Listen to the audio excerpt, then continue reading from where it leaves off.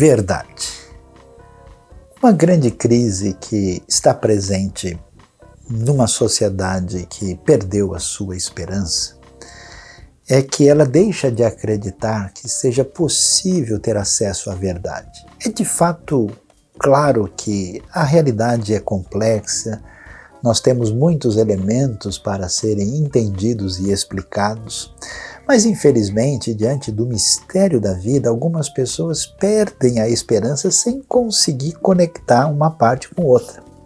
Em hebraico é tão interessante, a palavra verdade, a palavra emet, ela é até simbolicamente marcada pela primeira, a última e a letra do meio do alfabeto, mostrando uma ideia de algo que liga toda a realidade e com um sentido básico de algo em que a gente pode confiar, pode se segurar a algo que é estável e fundamenta aquilo que marca a nossa estabilidade. E com certeza não há como ficar à deriva o tempo todo. Em alguma coisa no final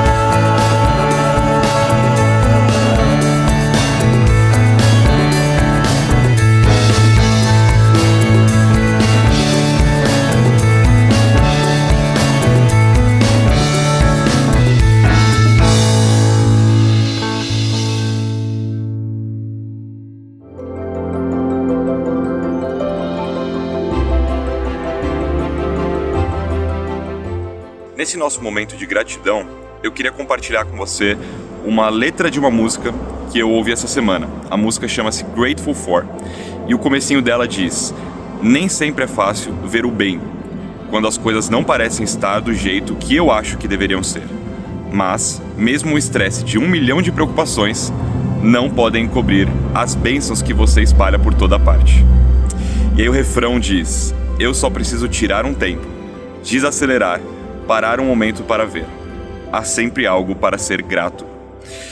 E eu queria te convidar, nesse nosso momento de gratidão, a fazer justamente o que essa letra nos convida a fazer, que é desacelerar, tirar um tempo.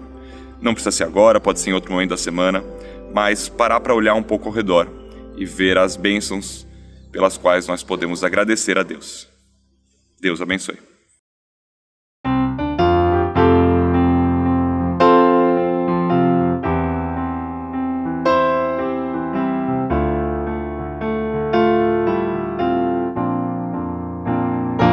Eis-me aqui, outra vez, diante de ti, abro meu coração, meu clamor, tu escutas e fazes cair as barreiras em mim.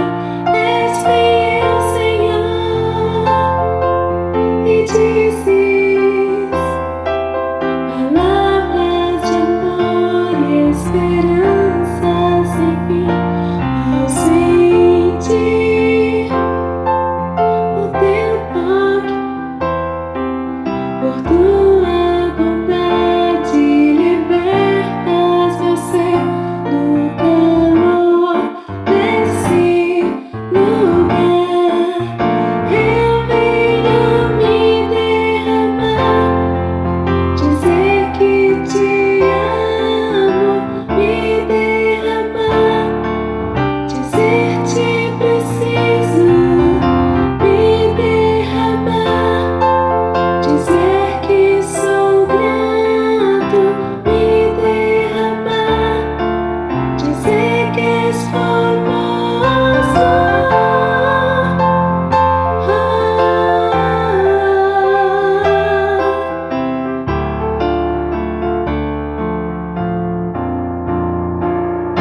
Eis-me aqui, outra vez, diante de ti, abro meu coração, meu clamor, tu escutas e fazes cair as barreiras em mim. És fiel, Senhor, e dizes palavras de amor e esperança sem fim. Ao sentir o teu toque, por tua bondade libertas meu ser no calor desse lugar.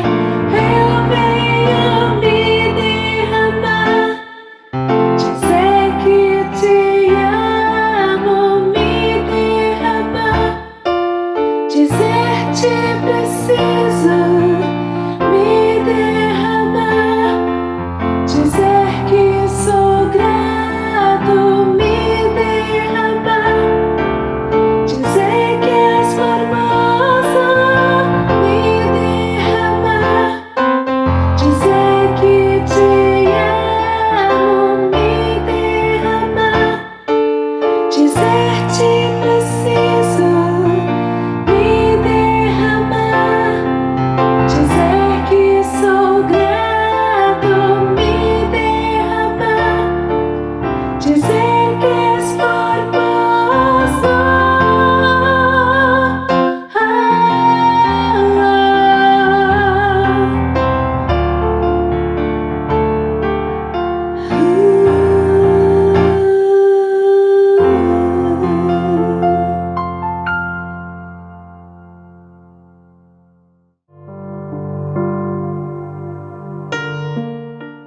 Vamos orar?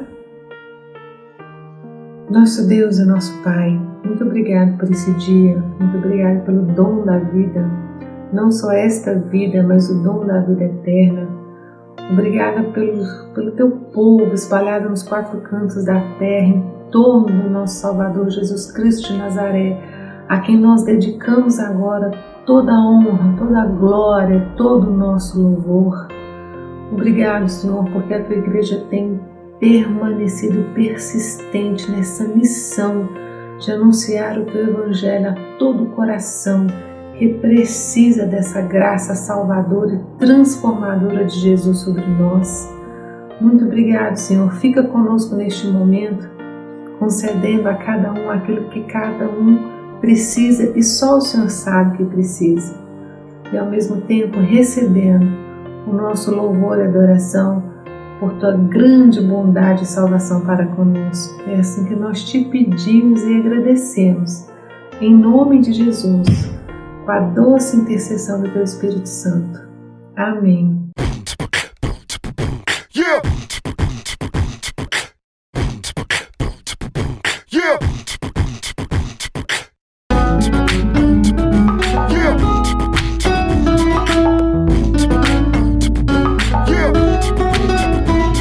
Cantai ao Senhor um cântico novo, porque Ele tem feito maravilhas. A sua destra e o seu braço santo lhe alcançaram a vitória. O Senhor fez notória a sua salvação, manifestou a sua justiça perante os olhos das nações. Lembrou-se da sua misericórdia e da sua fidelidade para com a casa de Israel. Todos os confins da terra viram a salvação do nosso Deus. Celebra com júbilo ao Senhor todos os confins da terra. Aclama e regozijai-vos e cantai louvores. Aclama e regozijai-vos e cantai louvores. Cantai com harpa louvores ao Senhor, com harpa e voz de canto, trombetas e ao som de buzinas. Exultai perante o Senhor que é Rei. Ruja o mar e a sua plenitude, o mundo e os que nele habitam. Os rios batam palmas e juntos cantem de júbilo todos os montes, na presença do Senhor, porque Ele vem julgar a terra, julgar o mundo com justiça e os povos com equidade. Lembrou-se da sua misericórdia e da sua fidelidade para com a casa de Israel. Cantai ao Senhor um cântico novo, porque Ele tem feito maravilhas. A sua destra e o seu braço santo lhe alcançaram a vitória. Cantai ao Senhor um cântico novo, porque Ele tem feito maravilhas. A sua destra e o seu braço santo lhe alcançaram a vitória. Lembrou-se da sua misericórdia e da sua fidelidade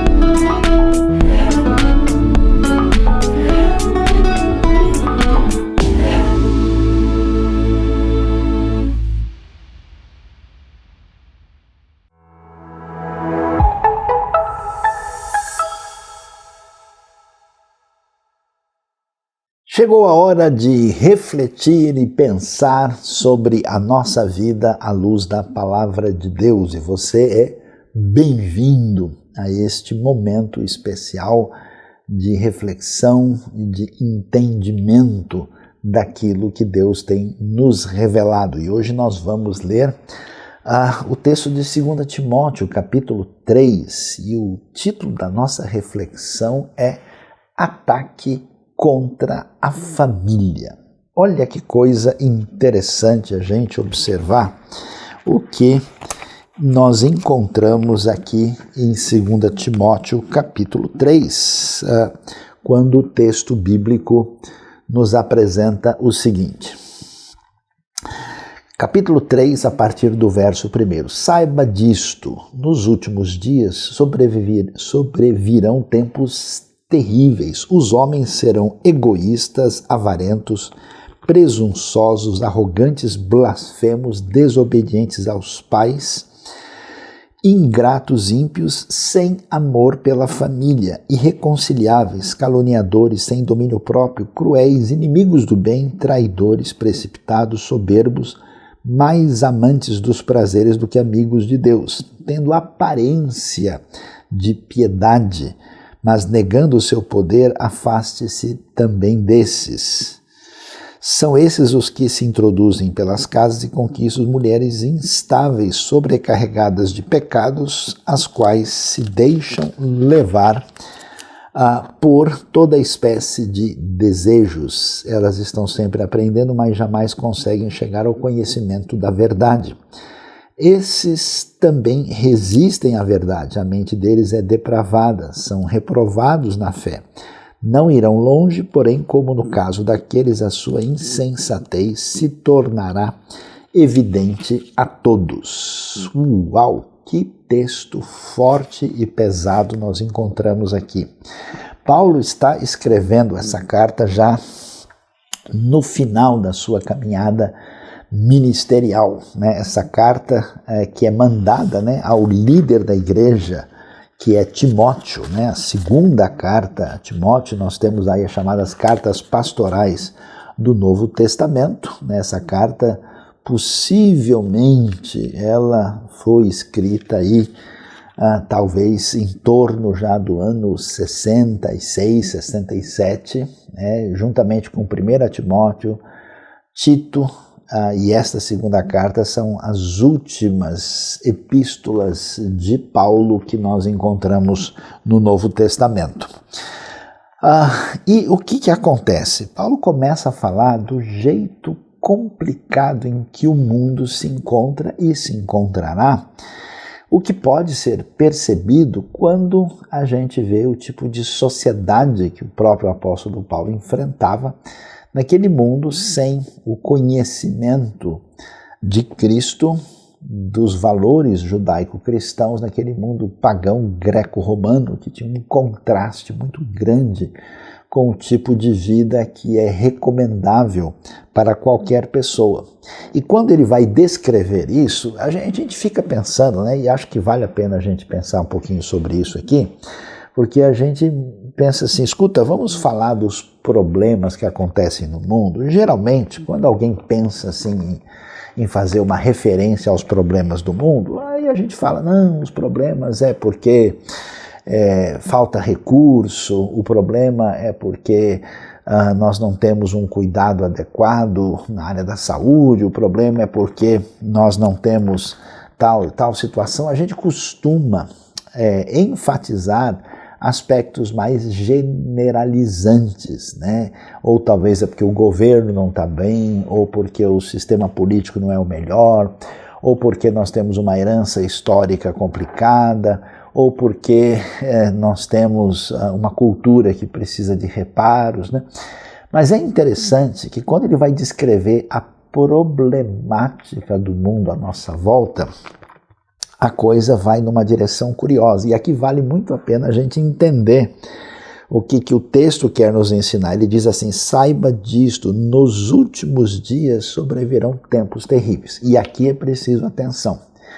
Porque últimos dias, quando a gente lê na Bíblia, geralmente muitas pessoas entendem que nós estamos falando apenas apenas do tempo, vamos dizer, futuro, próximo, que vai ser, como se pensa aí, o desdobramento de tudo que ainda não aconteceu no Apocalipse. Mas atenção, essa frase nos últimos dias não significa simplesmente isso.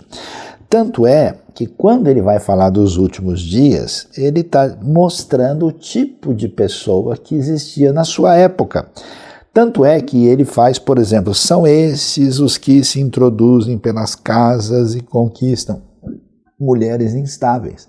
Percebe? Então Paulo está descrevendo uma realidade que já está presente no tempo dele. Isso significa que últimos dias, na perspectiva do Novo Testamento, é tudo aquilo que está presente desde a chegada do reino de Deus, da vinda de Jesus.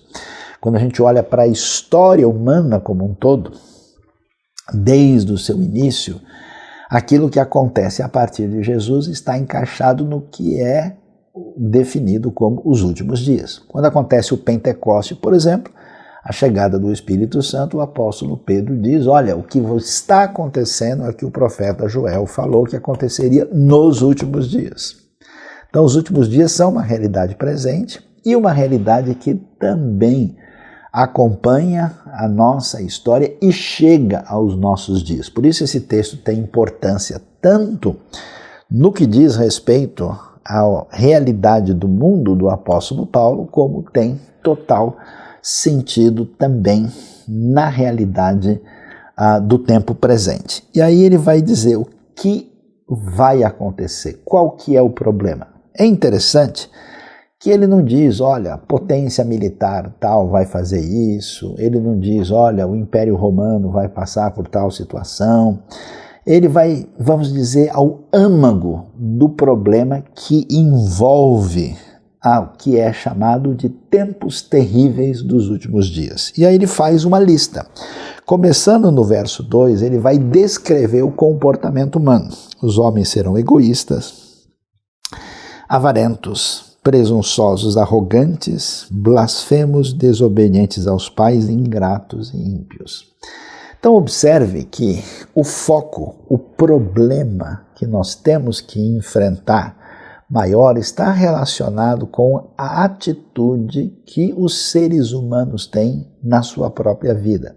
E Paulo vai deixar muito nítido aqui que o problema principal é essa atitude egocêntrica, autocentrada, que marcava muito da vida de grande parte das pessoas do Império Romano da sua época e marca a vida de muitas pessoas que olham para o seu próprio umbigo, olham apenas para si mesmo e não têm nenhuma referência adequada em relação ao próximo e em relação ao próprio Deus. Por isso as características definidas aqui mostram essa atitude autocentrada problemática que é, vamos dizer assim, a doença principal com a qual temos que lidar.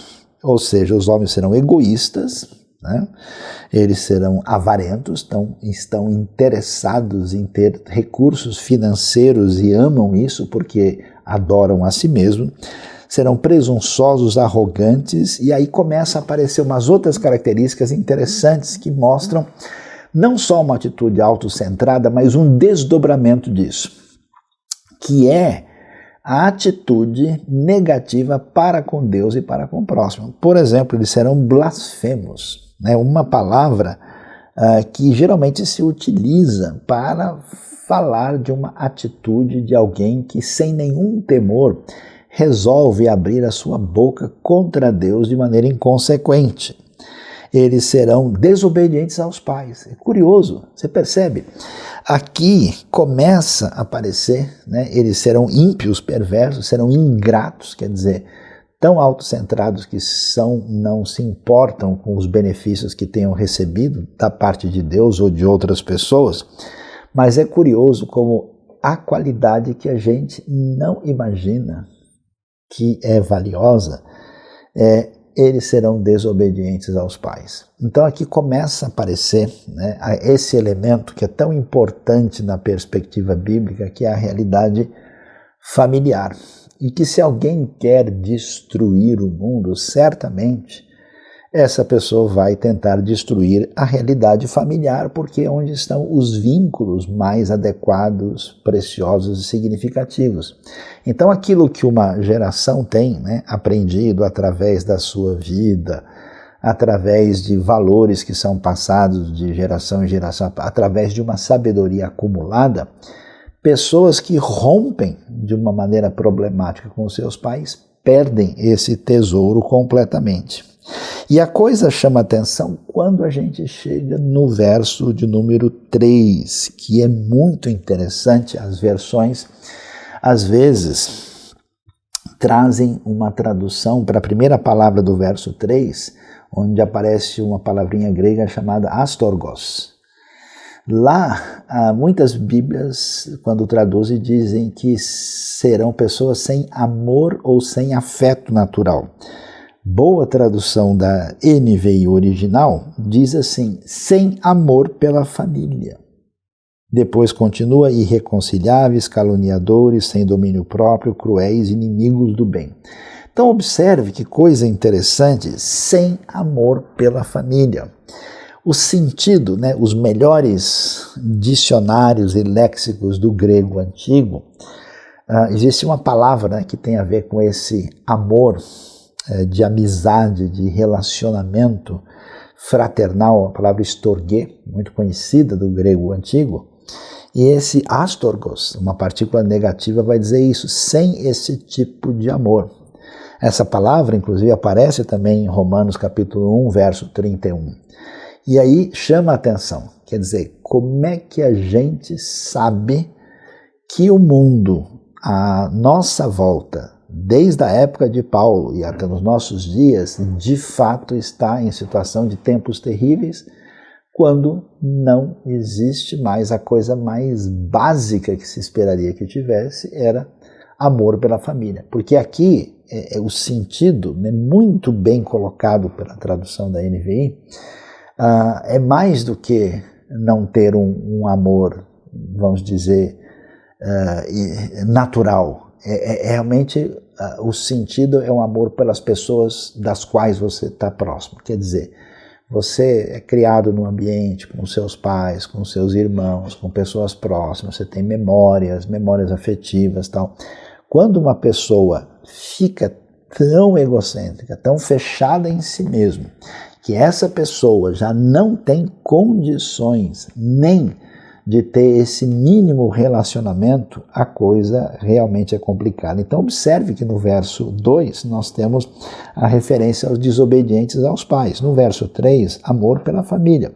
E aí, sem amor pela família, aí na sequência você vai ver mais algumas características dessas pessoas prejudicadas por essa vida que marca as pessoas que romperam no seu relacionamento com Deus, irreconciliáveis, quer dizer, alguém que não tem condição de restaurar, de perdoar, de interagir, de voltar, né, de virar a página de uma maneira pacífica, caluniadores, alguém que sai falando, mexendo a boca em todo mundo, sem domínio próprio, se tornam escravos dos seus desejos, cruéis, inimigos do bem.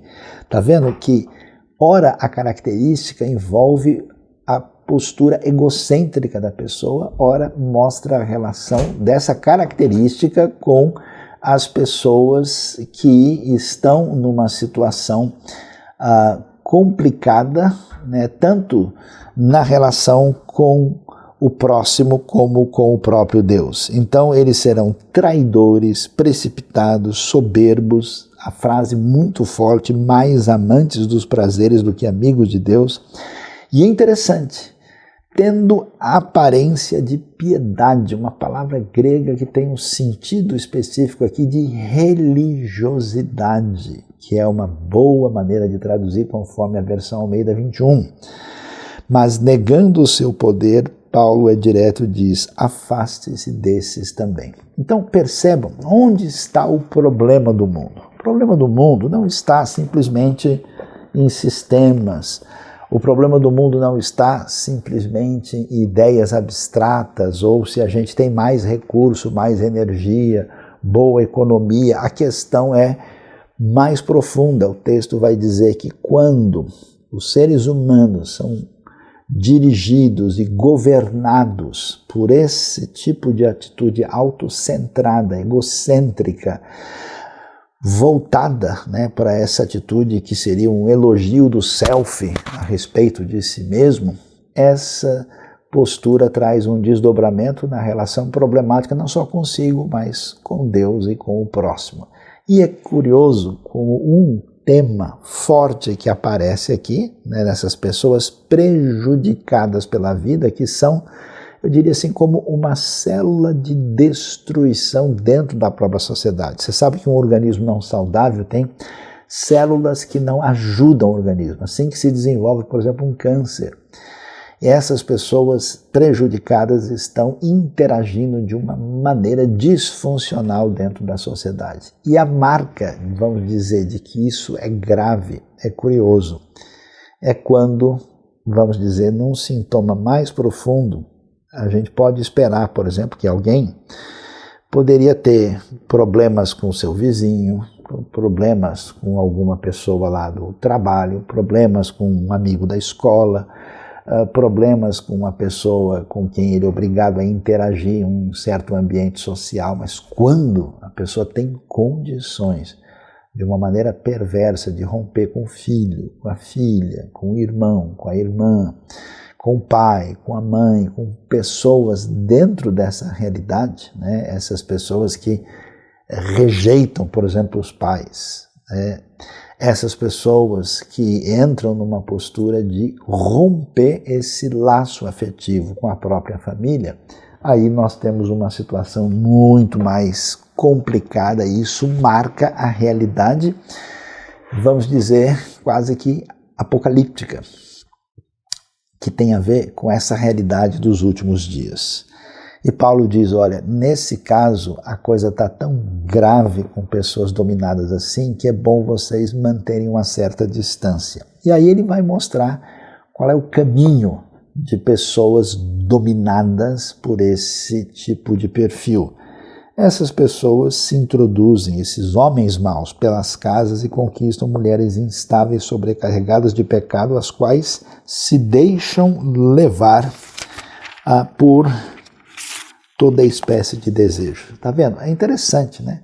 A afetividade e o relacionamento humano deveria concorrer de uma maneira favorável para a edificação dos bons relacionamentos, inclusive da família. Aqui você vê a marca de uma pessoa que não tem esse perfil, são exatamente as pessoas dominadas por uma faceta problemática da sexualidade humana. Sexualidade que foi criada por Deus para ser exercida dentro de um contexto de bênção e que, mal utilizada, se torna uma espécie de vício dominante, de tal maneira que aqui você vê que esses indivíduos saem por aí se envolvendo com todo tipo de homens envolvendo com mulheres sem qualquer interesse de relacionamento, de nada, e são apenas reféns de desejos fortes que já não conseguem controlar.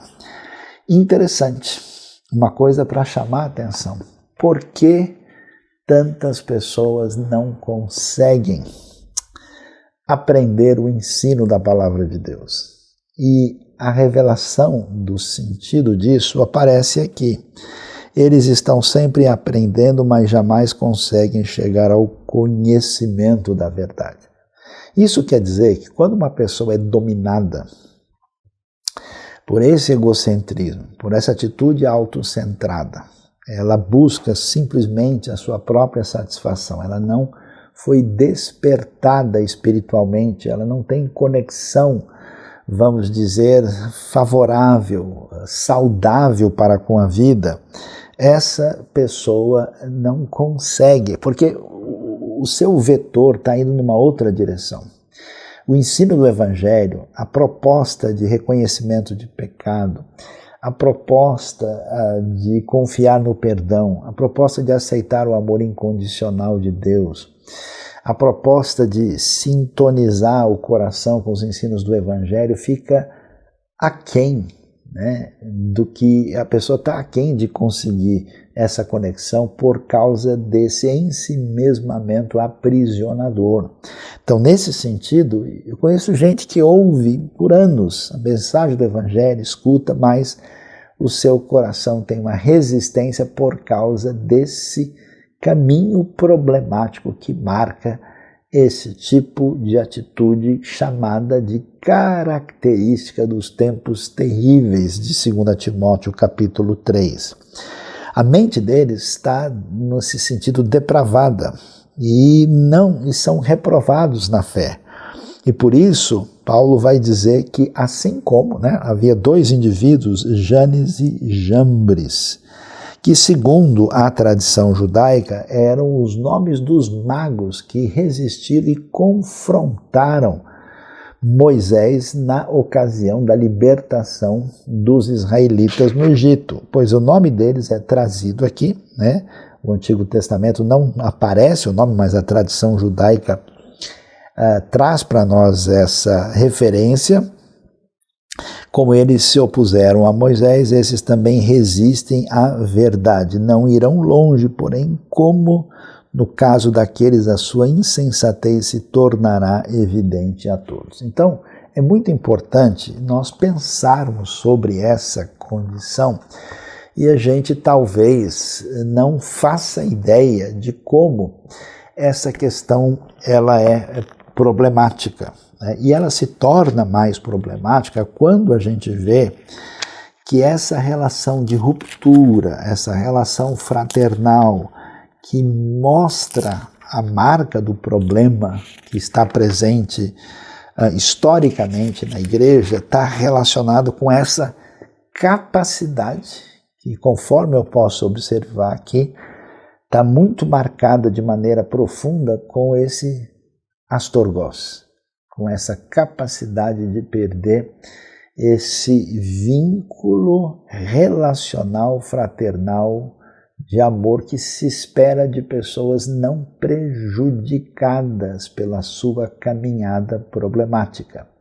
Então, de tudo aquilo que a gente vê em Paulo, no seu ensinamento, aquilo que marca de maneira profunda, no meu entendimento, é exatamente esse termo, associado com a ruptura com os pais, e esse termo, como eu disse, é repetido em Romanos 1,31, quando faz uma descrição de uma sociedade de fato prejudicada.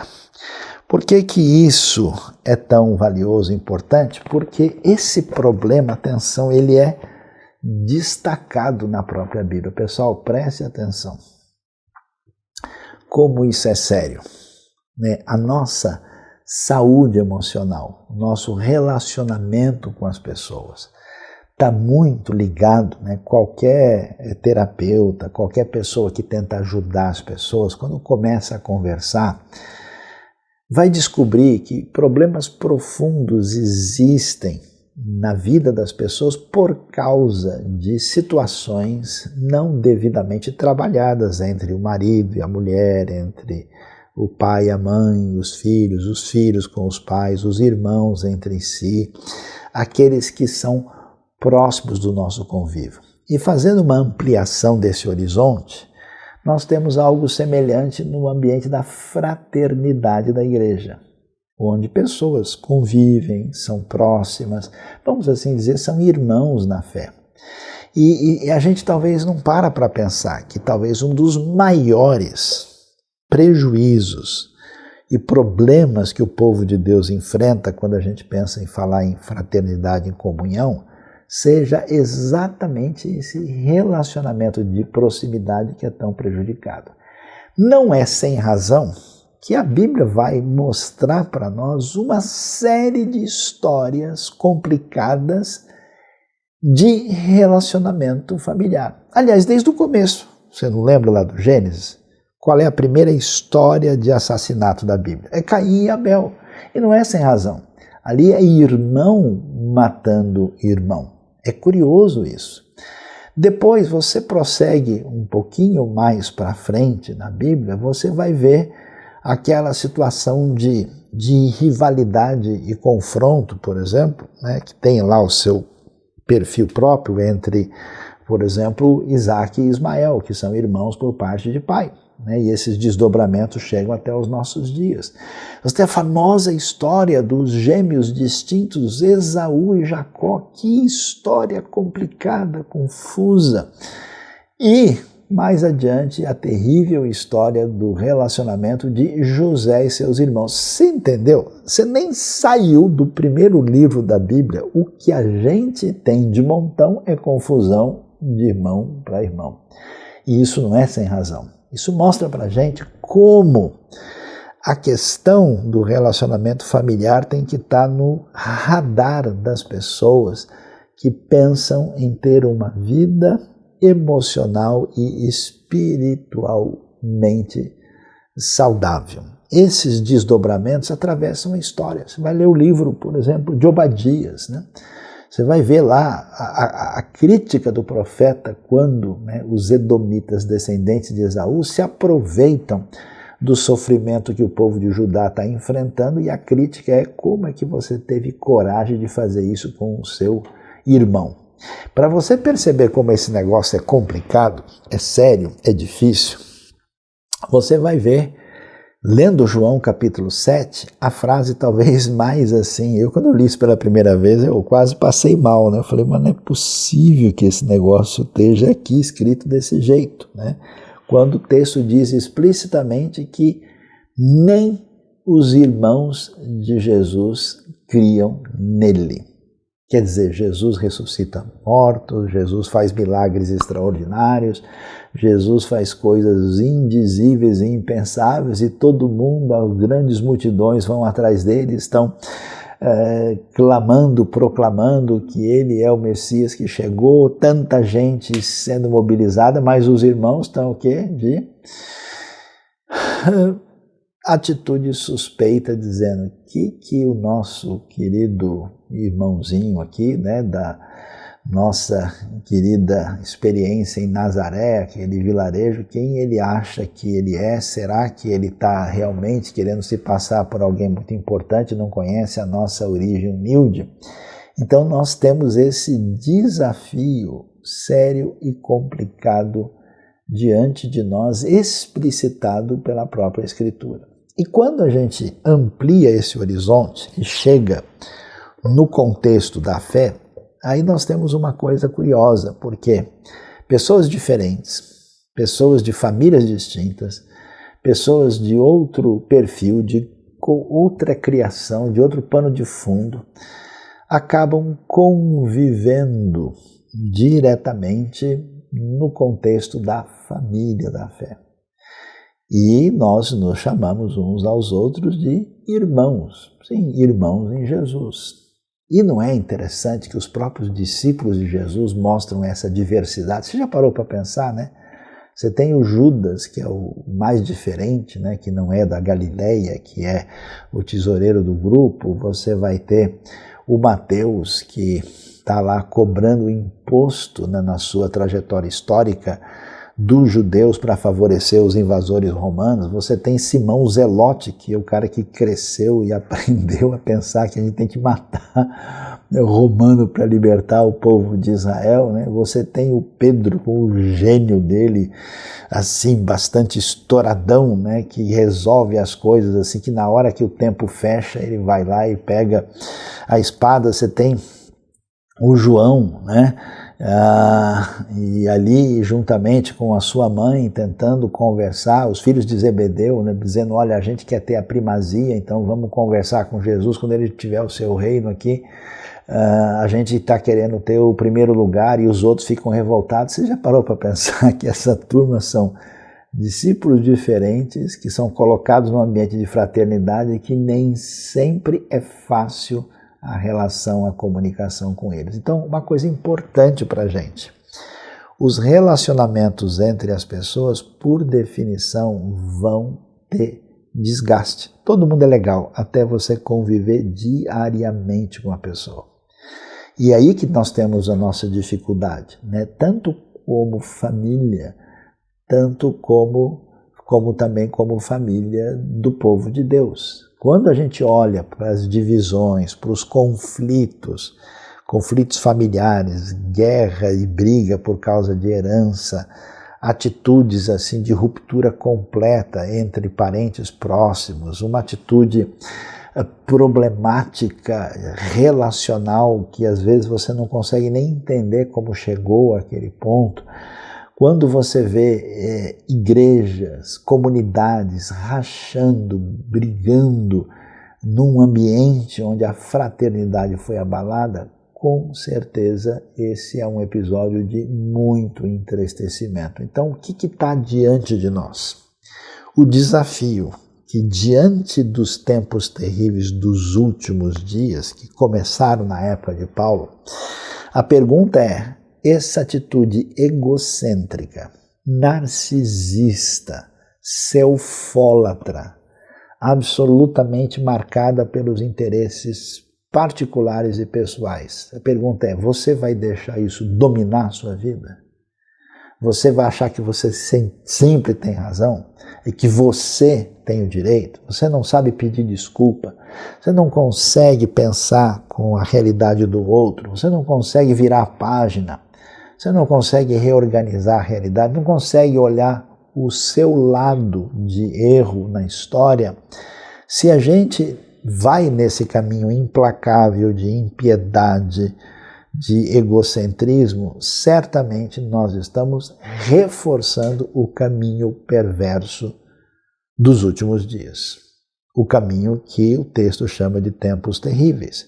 E não há nada pior no mundo do que ser refém de si mesmo, de mimar-se a si mesmo ao ponto em que você se sente simplesmente o centro do universo, querendo competir com Deus e tendo uma atitude perversa diante do próximo. Então é hora da gente pensar. E o desafio diante de nós é o seguinte: a gente precisa avaliar, vamos botar aí, né, um egocentrômetro, né?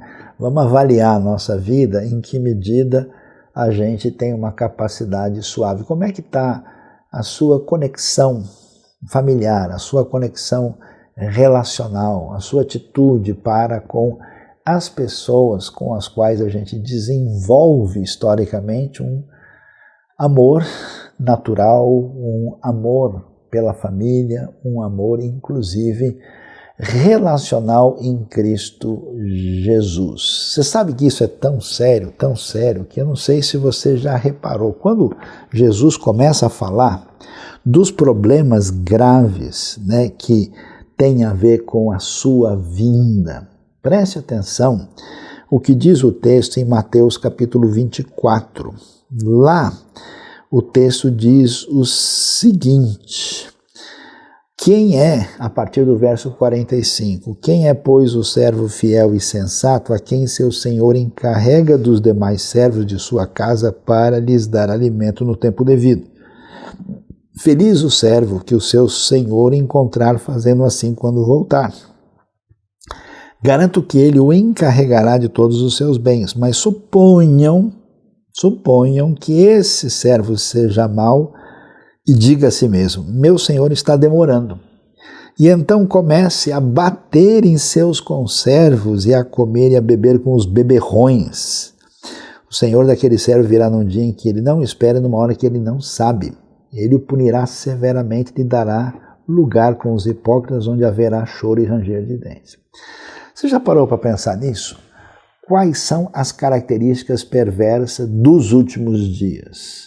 Do momento que envolve o que Paulo enfrentava e que vai marcar o desfecho dos tempos. Essa atitude de ruptura fraternal perigosa. Então as pessoas dizem: saia, o mundo está perdido porque tem muita prostituição, porque tem tráfico de droga, porque tem assalto na rua, porque as pessoas estão se tornando ateístas. Pois é, uma das características problemáticas está aqui. Esse servo começa a bater nos seus conservos e a comer e a beber com os beberrões. Assim como o comportamento licencioso aparece lá, no sentido, né, daqueles que se entregam a imoralidade, aqui aparece a ideia daqueles que se entregam à embriaguez, fugindo da vida e buscando algum tipo, de prazer próprio adrenalínico para preencher o seu coração adoecido. E aqui o que a gente vê? Que a marca dessa ruptura com Deus é o servo começar a bater no conservo. A pergunta é, você andou batendo nos conservos? Você anda numa relação de ruptura com os outros filhos de Deus, com as pessoas da fé? É altamente perigoso, e isso foi uma marca que a igreja primitiva conseguiu deixar. É altamente perigoso quando as pessoas do próprio reino de Deus não precisam de inimigos porque elas se degladiam entre si mesmas. Elas são dominadas pelos seus próprios interesses e não enxergam mais o irmão como irmão, não enxergam como pessoa, não enxergam da melhor maneira possível. E o amor cristão, a capacidade de vencer fronteiras entre etnias diferentes, entre escravo e senhor, entre uma sociedade que prejudicava a vida das mulheres em muitos sentidos, e dividida em direitos distintos entre homens e mulheres, e até mesmo entre crianças e mais velhos, com todas as suas divisões, quando o amor cristão vencia todas essas barreiras e territórios delimitados, nós vimos um triunfo da graça de Deus em Cristo Jesus. Então, meu convite para você hoje é avaliar os seus aspectos relacionais. Tem alguém que você deve desculpas para a pessoa? Tem alguém no cenário que você nutre um sentimento negativo e ruim e que você de fato quer que essa pessoa se dê mal e pague pelo erro que ela fez? Não faça isso. Apresente essa pessoa diante de Deus em oração. Você nutre algum sentimento vingativo e negativo, especialmente contra pessoas próximas de você, quer sejam familiares, quer sejam pessoas do ambiente da fé? Que Deus tenha misericórdia de nós, que à medida que a gente observe essa realidade tão marcantemente problemática no mundo sem Deus, que a gente não seja encontrado na mesma situação. Graças a Deus pela mensagem do Evangelho, graças a Deus pela santa, boa e agradável advertência que nós temos, e que nesse momento, quando a gente vê esse verdadeiro ataque à família, atenção, que não é só um ataque da sociedade sem Deus, isso não é um ataque de determinados grupos que, vamos dizer, questionam a boa vida familiar, não é simplesmente um ataque por mudança dos tempos, talvez o mais perigoso ataque à família e à família da fé pode vir das pessoas que se deixam conformar com esse mundo, reagindo aos desencontros, aos conflitos previsíveis da vida, porque você sabe, depois de um tempo, a gente se acostuma tanto com os próximos que a gente não lhes dá mais o mesmo valor que eles merecem. Deus nos abençoe e nos ajude. E abençoe as famílias do nosso Brasil e do mundo. E abençoe as igrejas, as comunidades do povo de Deus. Que o amor, a graça, o perdão do Senhor seja mais do que vencedor nesse grande desafio que temos diante de nós. Amém.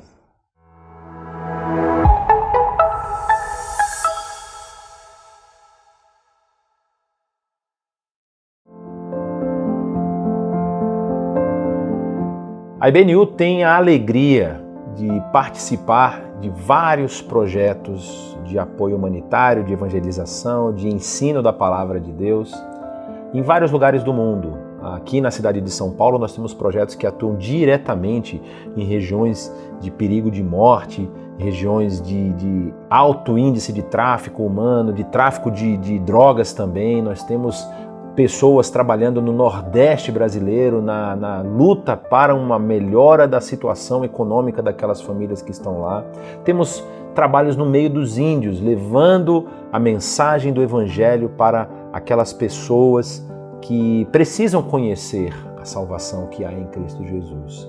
E isso tem sido feito também em vários lugares do mundo, Paraguai, África, alguns lugares da Europa e também na Ásia e na Oceania. Nós temos tido a oportunidade de ser sal e de ser luz, abençoando a vida de muitas pessoas. E é claro que Deus tem levantado os recursos, Deus tem levantado pessoas para nos abençoar e também tem dado a oportunidade de cada um de nós repensarmos a nossa vida financeira, repensarmos a forma como temos usado os recursos que Deus tem colocado em nossas mãos e contribuir, participar, tanto com recursos como também com as nossas capacidades e aptidões. Existem muitos projetos na IBNU que você pode abençoar indo, trabalhando, se colocando à disposição. Então nós convidamos você a, nesse momento comigo, orar sobre esses dois prismas. Você olhar para a sua vida, olhar para a sua capacidade, a sua habilidade e ver em que você pode abençoar a vida das pessoas.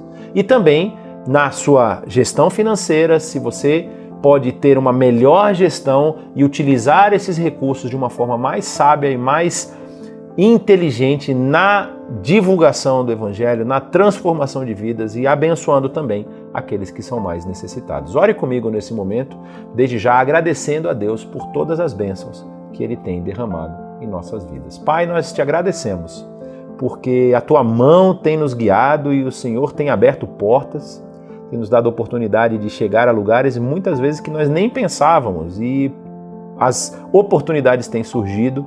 O Senhor tem nos indicado, tem aberto caminhos, tem levantado pessoas estratégicas para que a Tua obra continue sendo feita, para que aquela missão que o Senhor Jesus nos deixou de levar essa mensagem de salvação a todos aqueles que estão no planeta possa ser cumprida cada vez mais. Por isso, Senhor, te agradecemos, porque o Senhor tem nos dado a oportunidade de trabalharmos contigo nesse projeto, nessa missão. E também te agradecemos porque o Senhor tem aberto as comportas do céu, tem abençoado a vida da IBNU para essas missões que têm sido atingidas, para esses caminhos que o Senhor tem aberto, o Senhor tem também levantado recursos para chegarmos lá. E nós sabemos, ó Pai, que o Senhor deseja que nós tenhamos uma vida regrada com relação aos recursos que o Senhor tem colocado diante de nós. Nós não podemos viver dissolutamente, pensando apenas em nós mesmos, mas temos que agradecer as bênçãos que recebemos e pensar como podemos utilizar esses recursos para abençoar outras vidas. Por isso te pedimos sabedoria, aqui na IBNU, na aplicação dos recursos que caem aqui, e também na vida individual, na vida cotidiana nossa, que a gente possa vencer esse desejo maligno de consumismo que tem se alastrado na nossa sociedade, vencer a vontade de sempre estar buscando o que é mais novo, mas, ó Pai, sermos mordomos fiéis daquilo que o Senhor tem colocado em nossas mãos. E principalmente nesse momento, Senhor, eu te peço por capacidade, por aptidão, por entendimento de como podemos servir, não apenas com nossos recursos, mas também com a nossa vida. Como nós podemos dedicar aquilo que o Senhor nos deu de habilidade, aquilo que nós desenvolvemos durante os nossos dias, na nossa vida diária, para abençoar a vida de outras pessoas. Senhor, nos orienta, nos conduz, assim oramos no nome do Teu Filho amado Jesus. Amém.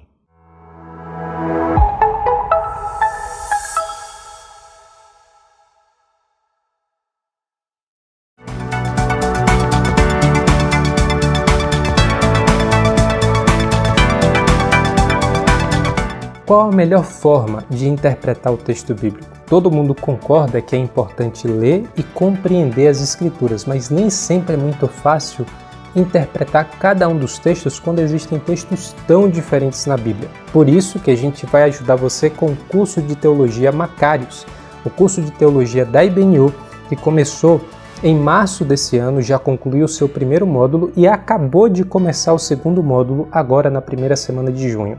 O nosso propósito é justamente responder essa pergunta: como eu posso ler e interpretar cada um dos diferentes tipos de texto do Antigo e do Novo Testamento? É o nosso módulo de Bíblia. A gente vai dar um panorama a respeito dos grandes grupos bíblicos, tanto do Antigo quanto do Novo, falando sobre história, teologia e literatura. Por isso você é nosso convidado para assistir às nossas aulas do curso de Teologia Macário que vão ao ar na terça à noite, 19 horas, e quinta-feira à noite, no canal da IBNU. Muito obrigado por ter ficado conosco nesse momento todo. Que as músicas cantadas possam ter falado ao seu coração, que a mensagem pregada possa te fazer refletir sobre a Bíblia, sobre Deus, sobre a sua vida, sobre a espiritualidade, que você possa ter uma semana extremamente abençoada. E eu convido você a continuar sendo nosso parceiro e acompanhando tudo aquilo que nós temos na IBNU, se inscrevendo no nosso canal, ativando o sininho e também seguindo a gente no Instagram e no Facebook. Deus abençoe.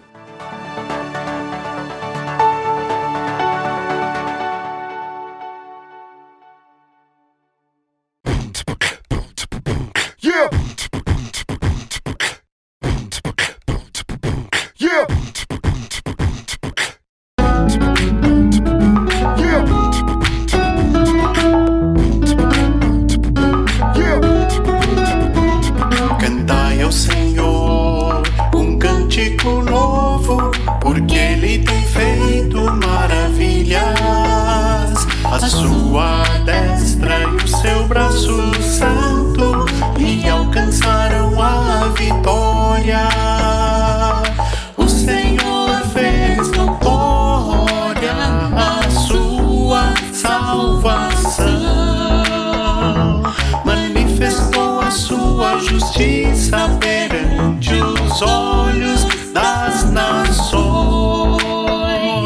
Lembrou-se da sua misericórdia e da sua fidelidade para com a casa de Israel. Todos os confins da terra viram a salvação do nosso Deus. Celebra com júbilo ao Senhor todos os confins da terra. Aclamai, regozijai-vos e cantai louvores. Aclamai, regozijai-vos e cantai louvores. Cantai com harpa louvores ao Senhor, com harpa e voz de canto, trombetas e ao som de buzinas. Exultai perante o Senhor que é Rei. Ruja o mar e a sua plenitude, o mundo e os que nele habitam. Os rios batam palmas e juntos cantem, de júbilo todos os montes, na presença do Senhor, porque Ele vem julgar a terra, julgar o mundo com justiça e os povos com equidade. Lembrou-se da sua misericórdia e da sua fidelidade para com a casa de Israel. Cantai ao Senhor um cântico novo, porque Ele tem feito maravilhas. A sua destra e o seu braço santo lhe alcançaram a vitória. Cantai ao Senhor um cântico novo, porque Ele tem feito maravilhas. A sua destra e o seu braço santo lhe alcançaram a vitória. Lembrou-se da sua misericórdia e da sua fidelidade